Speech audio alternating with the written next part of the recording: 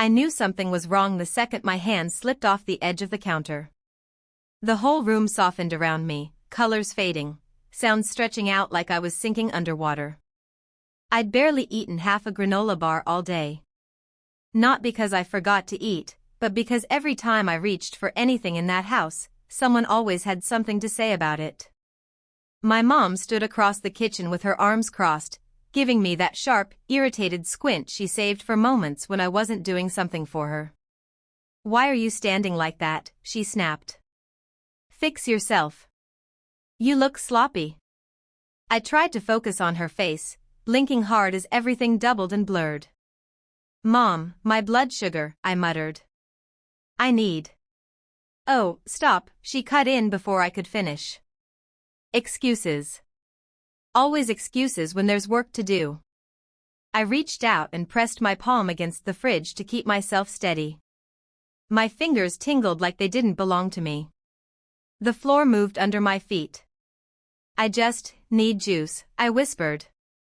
"Something." She rolled her eyes dramatically. "You act like we're bothering you just by asking for a little loyalty." "Lena's coming over. I asked you to clean the living room. Don't start drama today." My chest tightened. My knees buckled. The fridge light smeared into a streak of white. And then everything went black. My body hit the tile with a dull thud that shot pain up my spine. A loud ringing filled my ears. I floated in and out, barely breathing, barely conscious, barely alive. I opened my eyes for a second just in time to see my mom walking toward me. But not to help. Instead, she bent over my purse. I heard the zipper. I couldn't move. Couldn't lift a finger. "Well," she muttered, voice annoyed and bored, "if you're going to lie there useless, I might as well get the money you owe me." I watched her flip through my wallet, calmly counting my cash as I lay on the floor helpless. "Mom," I tried to whisper. "Help." She didn't even glance at me.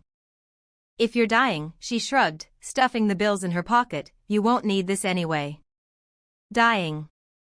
She said it like she was commenting on the weather. Then she stepped over me, literally stepped over my body, to grab her lipstick off the counter and walked out of the kitchen.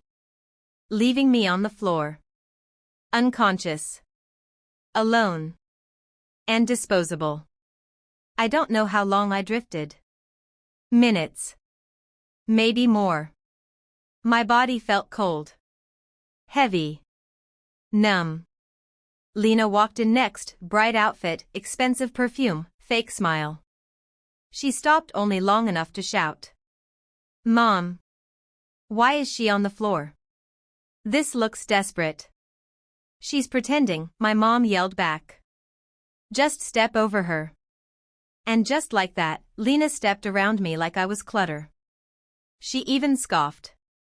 "Taylor, you always pick the most dramatic times to fall apart." She grabbed a soda for herself, not sparing me a second glance. I lay there, frozen inside my own body while they watched TV and laughed. They weren't ignoring me. They were comfortable with me dying. Eventually, my body forced itself awake. My fingers twitched. My lungs dragged in a shaky breath. I pulled myself up using the counter and stumbled to the pantry.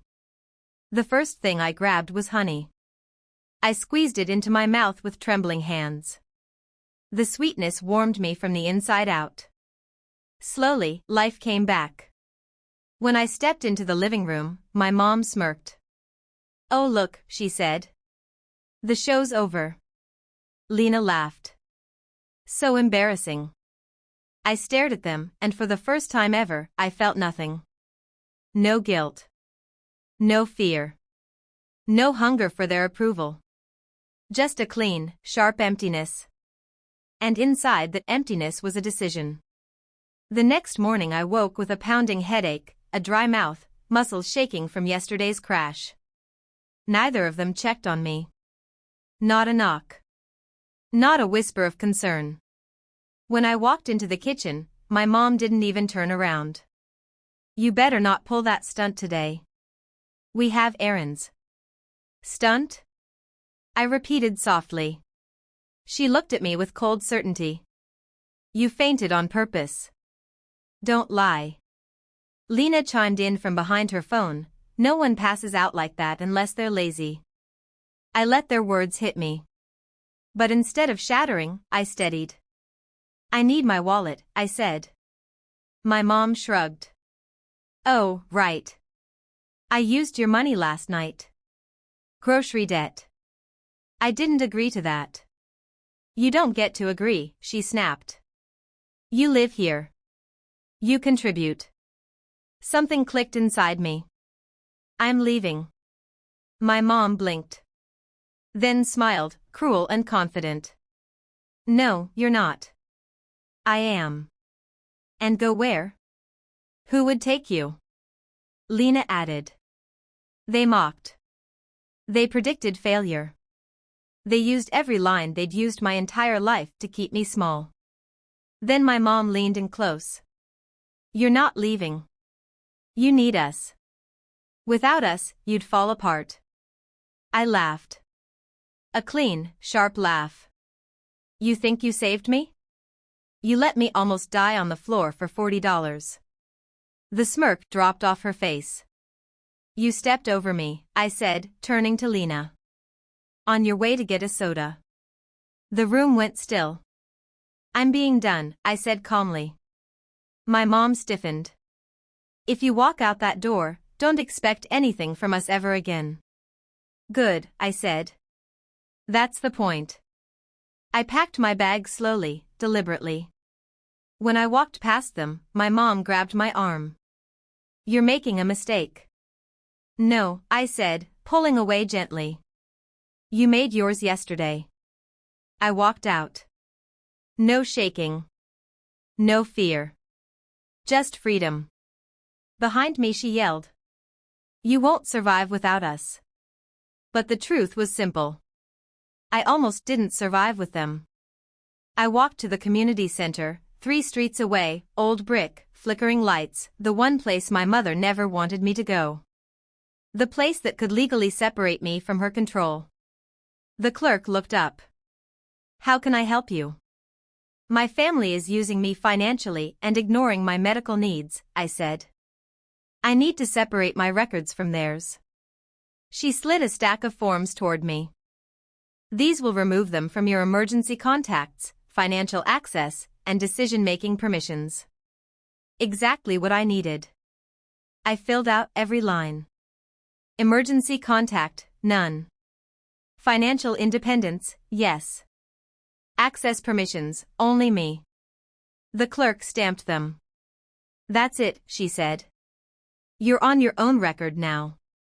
And just like that, every chain they used to control me fell away. My phone buzzed with messages. Come back. Clean the house. You owe us. You won't get far. I blocked every number. Silence filled the space they used to occupy in my mind. And that silence was peace. I walked to the bus stop, weak but clear-headed. The bus arrived with a hiss, and I got on. I didn't know where I was going yet, motel, friend's couch, anywhere but there. But it was freedom. My mom left one final voicemail. Her voice was angry, forced, but beneath it, for the first time, I heard fear. Taylor, stop this. Come home. Don't make us responsible for you if something happens. Do not make us responsible. I smiled. Because she didn't know. They weren't responsible for me anymore. Not legally. Not financially. Not medically. Their control was gone. And the moment they chose my wallet over my life, I chose myself. Please like and subscribe for more videos. Also comment where you're watching from.